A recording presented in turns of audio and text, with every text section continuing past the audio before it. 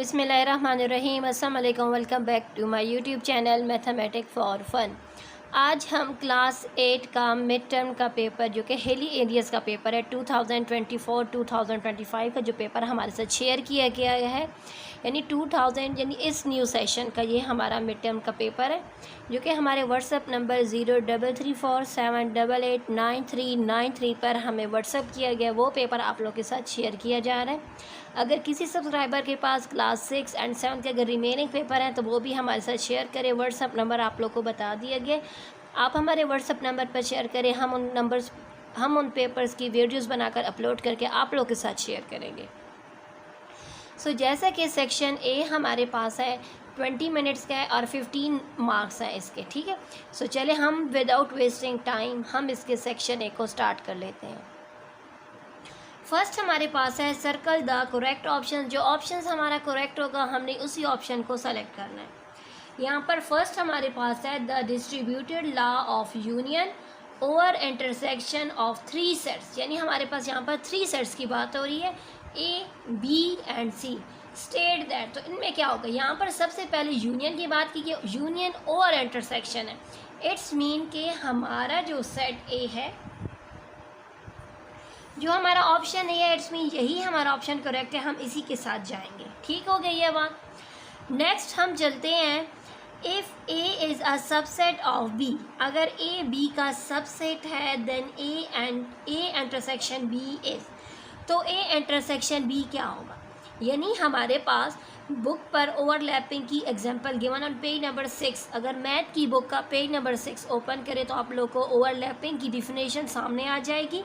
उससे आप लोग को मालूम होगा कि जब हमारे पास 2 सेट है ए एंड बी और वो दोनों एक दूसरे के सबसेट हैं, तो इट्स मीन कि वो हमारे पास क्या बन रहा है, option D overlapping set.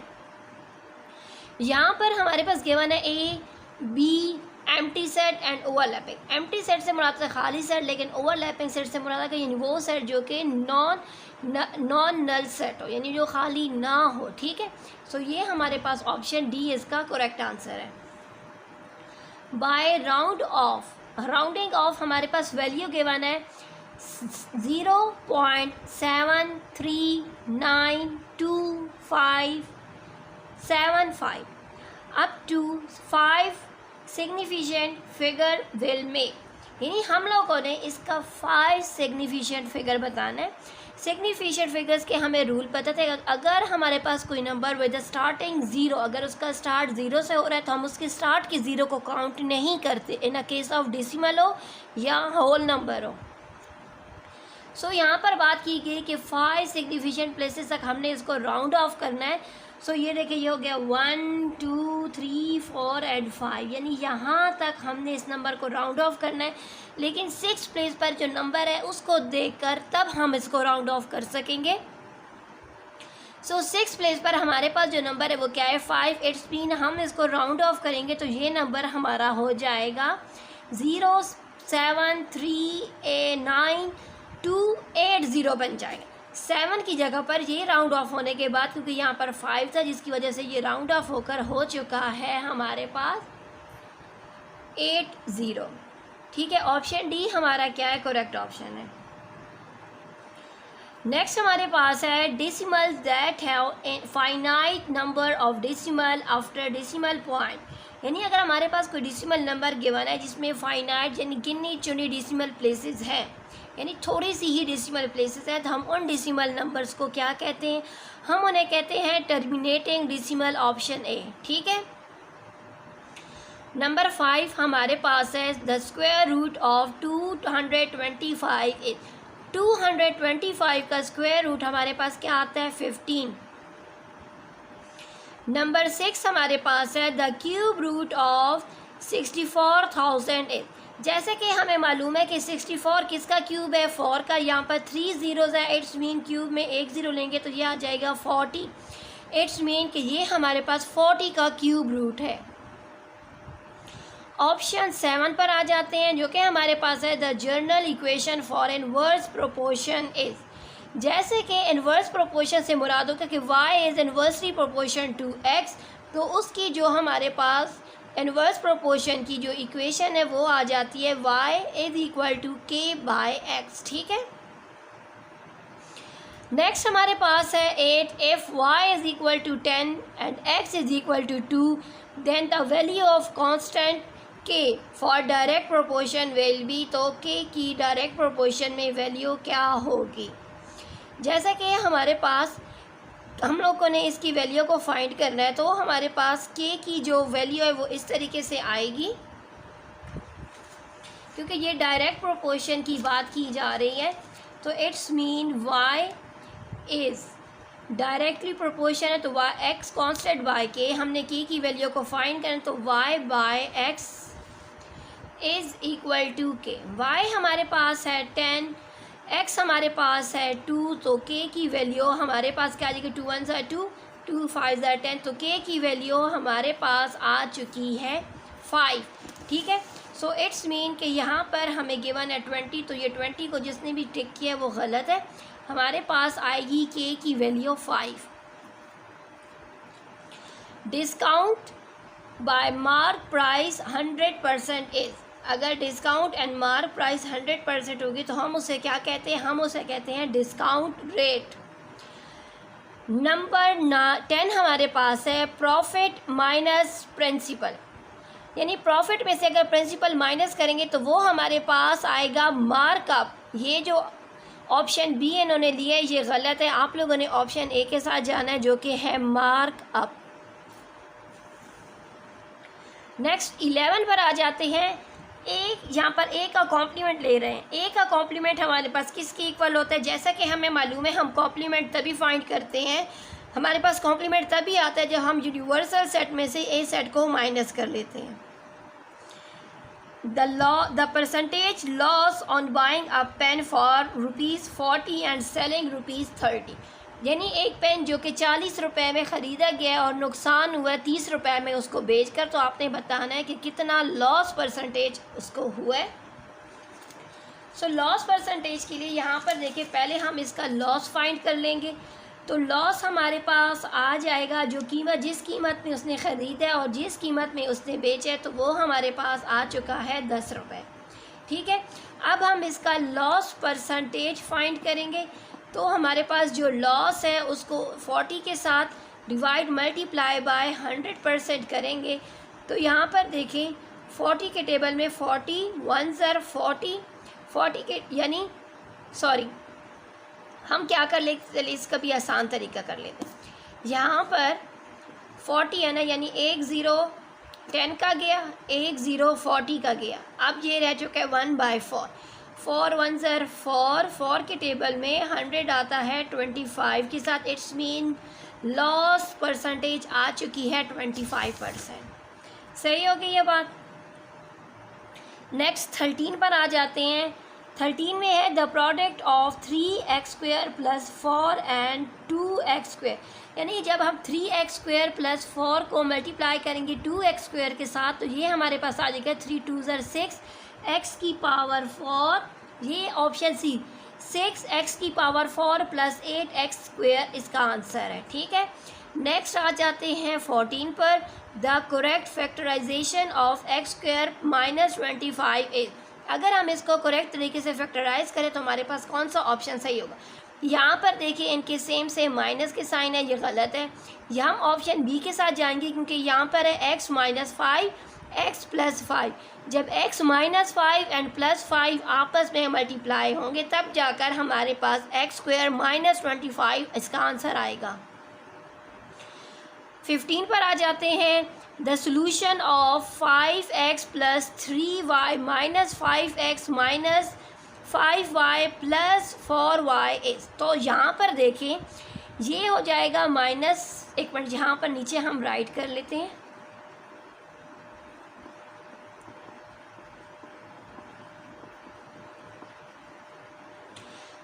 (5x) ये प्लस है, ये माइनस है, ये कट जाएगा तो हमारे पास आ जाएगा 4x। यहाँ पर देखिए 3y में से 5y माइनस करेंगे तो 2y, जो कि ऑप्शन सी है, उसके साथ हम जाएंगे। अब हम चलते हैं अपने सेक्शन बी की तरफ। तो यहाँ पर देखिए सेक्शन बी हमारे पास 36 नंबर का है, जिसमें से कोई से 9 क्वेश्चन अटैम्प्ट करने हैं। बहुत ही आसान पेपर है। चले हम क्वेश्चन नंबर 2 के फर्स्ट पार्ट से आ जाते हैं। टेक अ सेट पी, यानी आप लोगों ने एक सेट पी लेना है जिसके अंदर आप लोगों ने फर्स्ट फॉर प्राइम नंबर, यानी सेट पी के अंदर हमारे पास क्या आएंगे, फर्स्ट फॉर प्राइम नंबर्स आएंगे। आप लोगों ने जब सेट पी ले लिए है जो कि हमारे पास, जैसा कि सेट पी में हमारे पास फर्स्ट फॉर प्राइम नंबर्स हैं। प्राइम नंबर्स कौन से नंबर हो गए, जो अपने टेबल में आए, ठीक है। सो यहाँ पर देखें 2, 3, 5 एंड 7 ये हो गए हमारे प्राइम नंबर। अब आपने क्या लेना है, राइट अ पावर सेट, आपने इसका पावर सेट लेना है। जैसा कि पावर सेट का जो फार्मूला है वो हमारे पास क्या आ जाएगा, 2⁻n। तो यहाँ पर 1, 2, 3, 4 है, it mean 2⁻4, 2 2s are 4, 4 2s are 8, 8 2s are 16। It's mean के टोटल इस सेट में, पावर सेट में कितने एलिमेंट्स आने चाहिए, 16 आनी चाहिए। आपने इसका पावर सेट लेना है। पावर सेट का तरीका आपको चैप्टर नंबर 1 में आ चुका है, ठीक है। अब हम चलते हैं नेक्स्ट क्वेश्चन की तरफ। If A is a set of first 5 whole number, यानी जो हमारा ए सेट है उसमें फर्स्ट 5 होल नंबर्स हैं। होल नंबर 0 से स्टार्ट होते हैं, 0, 1, 2, 3 एंड 4। नेक्स्ट हमारे पास है बी, जो है वो हमारे पास फर्स्ट 5 नेचुरल नंबर का सेट है। नेचुरल नंबर हमारे 1 से स्टार्ट होते हैं, 1, 2, 3, 4 एंड 5। हम लोगों ने इसका डिफरेंस फाइंड करना है, ए डिफरेंस बी। तो हमारे पास डिफरेंस क्या आ जाएगा, हमारे पास डिफरेंस आ जाएगा इसका 0, क्योंकि यहाँ पर देखिए 1, 2, 3 जो है वो एंड 4 वो आपस में कट जाएंगे, सिर्फ और सिर्फ ए सेट में 0 रह जाएगा। इट्स मीन 0 ही उसका डिफरेंस है। नंबर 3 हमारे पास है, Abbas had about 2/7 of his home summer task in June, यानी अब्बास ने 2/7 जो टास्क था वो जून में किया था, और 3/5 ये हमारे पास गिवन है, 3/5 टास्क उसने जुलाई में किया था। तो अब कहते हैं कि कितना टास्क उसका रह चुका है। तो यहाँ पर देखें, हम पहले कंप्लीट टास्क लेंगे, उसमें से पहले हम इन दोनों को ऐड कर लेंगे, ऐड करके 1 में से हम माइनस कर लेंगे, जो हमारे पास आ जाएगा वो हमारे पास क्या हो जाएगा, इसका रिमेनिंग टास्क होगा। नेक्स्ट हमारे पास है, Rania had a piece of rope measuring, Rania के पास एक रस्सी का टुकड़ा है जो कि जिसकी लेंथ हमारे पास गिवन है 735.64 मीटर। शी कट ऑफ, उसने जो लेंथ गिवन है उसमें से उसने कट ऑफ की है 314.75 मीटर, यानी 314.7 मीटर 75 मीटर उसने टुकड़ा कट ऑफ किया है। अब आप लोगों ने क्या कर लेना है, जो गिवन लेंथ है उसमें से जो कट ऑफ लेंथ है वो माइनस कर लेना है। जो आंसर आ जाएगा वो रिमेनिंग रोप होगी, लेंथ ऑफ द रिमेनिंग रोप आ जाएगी। आपने उस लेंथ में से अप टू, यहाँ पर ये भी गिवन है कि give your answer up to 3 significant figure, तो 3 सिग्निफिकेंट फिगर तक आपने अपने आंसर को राउंड ऑफ कर लेना है। नेक्स्ट हमारे पास आ जाएगा क्वेश्चन नंबर 5। क्वेश्चन नंबर 5 है, calculate the square root of. यहाँ पर हमारे पास गिवन है 2 होल 3/5, 2 5s are 10, 10 + 3, तो ये हमारे पास हो जाएगा 13/5। 13/5 को आप डिवाइड कर लेके जो आपके पास आंसर डेसिमल में आ जाएगा, आपने उसका स्क्वायर रूट ले लेना है। उसके स्क्वायर रूट को 3 डेसिमल प्लेसेस तक आप लोगों ने लेना है, 3 डेसिमल प्लेसेस से आगे आप लोगों ने नहीं लेना। ठीक हो गई ये बात। ये वाला क्वेश्चन हम लोगों ने एक्सरसाइज 3A में सॉल्व किए थे, ठीक है, जिसमें हमारे पास फ्रैक्शंस गिवन थी। फ्रैक्शंस को पहले डिवाइड कर लेना, डिवाइड करने के बाद आप लोग के पास जो आंसर आ जाएगा आपने उसका square root through division method लेना है, ठीक है। क्वेश्चन नंबर 6 हमारे पास है, the volume of a cube container is. हमारे पास जो वॉल्यूम गिवन है क्यूब कंटेनर का वो हमारे पास है 421,875 मीटर क्यूब। ये हमारे पास वॉल्यूम गिवन है एक कंटेनर का। Arfa want to keep an iron box.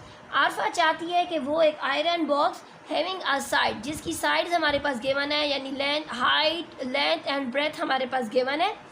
हम लोगों ने बताना है क्या ये अपना जो आयरन बॉक्स है क्या वो वहाँ पर रख सकेगी कंटेनर जो given volume of cubicle container के ऊपर रख सकेगी या नहीं।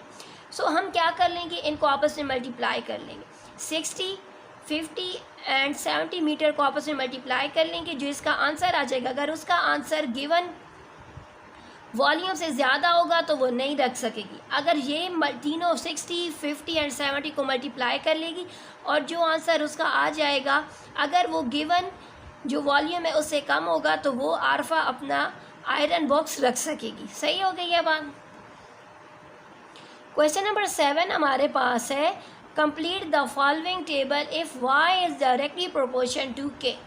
हम लोगों ने अपने इस टेबल को कंप्लीट करना है उस सूरत में जब हमारे पास y क्या है, डायरेक्टली प्रोपोर्शन टू x है। हम ये टेबल तभी कंप्लीट कर सकेंगे कि पहले हम कांस्टेंट की वैल्यू फाइंड कर लेंगे। जब यहाँ पर देखिए इन दोनों की हेल्प से पहले कांस्टेंट की वैल्यू फाइंड कर लें, देन उसके बाद हम ये गिवन टेबल आसानी से कंप्लीट कर सकते हैं। ठीक हो गई ये बात। जब डायरेक्ट प्रोपोर्शन तो हम कांस्टेंट की वैल्यू k की वैल्यू हमारे पास आएगी y/x। ठीक होगी। ये बड़ा आसान क्वेश्चन है और आसानी से इस टेबल को आप फिल कर सकते हैं। नेक्स्ट हमारे पास है question number 7, complete the following table if y is inversely proportion to x। यानी यहाँ पर y क्या है, इनवर्सली प्रोपोर्शन है, तो इसमें k की इनवर्स प्रोपोर्शन की सूरत में k की जो वैल्यू वो हमारे पास आएगी x एंड y/x। इस तरीके से हम पहले कांस्टेंट की वैल्यू फाइंड करेंगे। कांस्टेंट की वैल्यू जब आ जाएगी तब जाकर हम अपने टेबल को फिल करेंगे। नेक्स्ट क्वेश्चन नंबर 9 हमारे पास है, find the mark up on ₹100,550 for 2 years at the rate of 5% per annum। सो यहाँ पर देखिए मार्कअप फाइंड करना है, फार्मूला आप लोगों को मालूम है। सो हमारे बहुत ही आसान क्वेश्चन है, बहुत ही इजी पेपर है, आप लोग इसको आसानी से सॉल्व कर सकते हैं। ठीक है, आप लोगों ने मार्कअप का फार्मूला यूज़ करना है, उस फार्मूले के अकॉर्डिंग इस क्वेश्चन को सॉल्व करना है। यानी यहाँ पर देखिए बुक का पेज नंबर 76 देखें तो उस पर आप लोगों के पास मार्कअप का फार्मूला गिवन है। आप लोगों ने इसी फार्मूले के अकॉर्डिंग यानी प्रिंसिपल, रेट एंड टाइम, इस तरीके से आप लोगों ने इस क्वेश्चन को सॉल्व करना है। नेक्स्ट पार्ट नंबर 9 पर आ जाते हैं, find the product of. Product हम लोगों ने फाइंड करना है। यहाँ पर हमारे पास है 4x + 9x² + 4, इसको मल्टीप्लाई कर लेना है हम लोगों ने 2x² - 3x के साथ। बहुत ही आसान है, इनको आपस में मल्टीप्लाई करके जो आप लोग के पास प्रोडक्ट आएगा वो आप लोगों ने यहाँ पर इस क्वेश्चन में राइट कर देना है इसके सोल्यूशन में। नेक्स्ट नंबर 12 हमारे पास है, डिवाइड 6x³ यानी 6x³ + 7x² - x - 2 को मल्टीप्लाई कर देना है 3x + 2 के साथ। सॉरी, डिवाइड कर लेना है, इसको डिवाइड करना बहुत ही आसान है, तो आप इसको डिवाइड करें, जो कोटिएंट में आपके पास आएगा वो इसका आंसर है। 13 नंबर 13 हमारे पास है, फाइंड। हम लोगों ने 5 + x एंड x - 2 को आपस में मल्टीप्लाई कर लेना है और इसके आंसर को आप लोगों ने यहाँ पर राइट कर लेना है। अब हम चलते हैं अपने सेक्शन सी की तरफ। सेक्शन सी हमारे पास 24 मार्क्स का है, जिसमें से आप लोगों ने कोई से 3 क्वेश्चंस को अटेम्प्ट करना है। सो यहाँ पर देखिए फर्स्ट हमारे पास है क्वेश्चन जो कि चैप्टर नंबर 1 से दिया गया है, if V is a set of vowel. यानी वी हमारा वो सेट है जिसके अंदर हमारे वॉवल्स हैं। वॉवल्स कौन से होते हैं, A, E, I, O, U. And C is a set of first 5 constant. And C हमारे पास वो सेट है जिसमें कांस्टेंट है जैसे B, C, D, F and G. And U is a set of alphabet. और यू हमारा universal set है जिसके अंदर कंप्लीट अल्फ़ाबेट्स ए से लेकर जेड तक है। देन शो दैट, आप लोगों ने शो करना है A union B complement is equal to A complement union B complement. Also draw the Venn diagram. तो बहुत ही आसान क्वेश्चन है, बहुत ही आसानी से हमारा ये क्वेश्चन हो सकता है, तो कोशिश करें ये क्वेश्चन आप लोग स्किप ना करें। नेक्स्ट हमारे पास है इवेल्युएट एन एक्सप्रेशन। हमारे पास ये गिवन है एक्सप्रेशन, यानी हमारे पास यहाँ पर एक्सरसाइज 3B से ये क्वेश्चन दिया गया है जिसमें हमारे पास है 45,325 का क्यूब प्लस 625 का क्यूब, इन दोनों को ऐड कर लेना है। यानी पहले हम इनका क्यूब ले लेंगे दोनों का, फिर उनके क्यूब का जो आंसर आएगा उनको ऐड कर लेंगे। मल्टीप्लाई का साइन है यहाँ पर, नेक्स्ट ब्रैकेट 1728 का क्यूब प्लस 512 का क्यूब, इन दोनों के क्यूब आप लोगों ने ले लेने, उनको ऐड कर लेने। दोनों ब्रैकेट्स ऐड करने के बाद आपस में मल्टीप्लाई करेंगे, जो आंसर आएगा वो इसका आंसर है। नेक्स्ट क्वेश्चन नंबर 5 है, complete the following table when y is directly proportion to x, also draw the graph. आप लोगों ने यहाँ पर ग्राफ भी बनाना है। डायरेक्टली प्रोपोर्शन का जो ग्राफ होता है वो बिल्कुल हमारे पास क्या होता है, स्ट्रेट लाइन होती है, ठीक है। सो आप लोगों ने इस तरीके से, अगर आप लोग की लाइन स्ट्रेट आती है, इट्स मीन कि आपका जो तरीक़ेकार है, जो स्टेप्स हैं वो बिल्कुल करेक्ट है। यहाँ पर देखें, ये हमारे पास है एक्स एक्सिस, ये हो गया वाई एक्सिस। अगर हमारा ग्राफ बिल्कुल स्ट्रेट है, इट्स मीन ये डायरेक्ट प्रोपोर्शन का ग्राफ बिल्कुल स्ट्रेट लाइन होती है, ठीक है। एंड इनवर्स प्रोपोर्शन में क्या होता है, वो कर्व शेप में आती है। सो यहाँ पर देखिए, पहले आप लोग यहाँ पर के की वैल्यू फाइंड करेंगे। यहाँ पर देखिए ये क्या है, y is directly proportion to x है, इट्स मीन कांस्टेंट की वैल्यू को फाइंड करेंगे, जो कि हमारे पास आएगा y बाय x। इस तरीके से पहले कांस्टेंट की वैल्यू को फाइंड करेंगे, उसके बाद इस टेबल को आसानी से फिल करेंगे। नेक्स्ट हमारे पास है question number 6, the disease have 2 सन, यानी एक मर्द है जिसकी डेथ हो गई है, जिसकी विरासत में 2 बेटे, 1 बेटी और 1 बेवा रह गई है, जिनके पास जो प्रॉपर्टी जो रह चुकी है वो है 850,000 की प्रॉपर्टी रह चुकी है। ये फैमिली मेम्बर्स में शेयर, सबसे पहले हम इस प्रॉपर्टी में से जो बेवा है, वीडो है, हम उसका शेयर निकालेंगे। बेवा का जो शेयर होता है वो 1/8 होता है, तो हम इसको 8 के साथ डिवाइड कर देंगे। जो शेयर आ जाएगा वो बेवा का होगा, पहले बेवा को दे देंगे। फिर उसके बाद हमारे पास यहाँ पर 2 सन्स एंड 1 डॉटर, तो हम उसका रेशो लेंगे। बेवा का हिस्सा निकालने के बाद हम क्या कर लेंगे, रेशो लिख देंगे, रेशो ऑफ चिल्ड्रन, जो कि यहाँ पर 2 सन्स हैं, इट्स मीन 1:1। रेशो यहाँ पर क्या है, यहाँ पर बेटे 2 हैं, तो इट्स मीन के बेटों का जो शेयर होगा वो क्या होगा, 2:2:1। फिर हम इसी रेशो का सम कर लेंगे, तो आ जाएगा 2 + 2 + 1 आ जाएगा हमारे पास 5। उस हिसाब से हम इनका बेटों और बेटियों का शेयर निकाल लेंगे।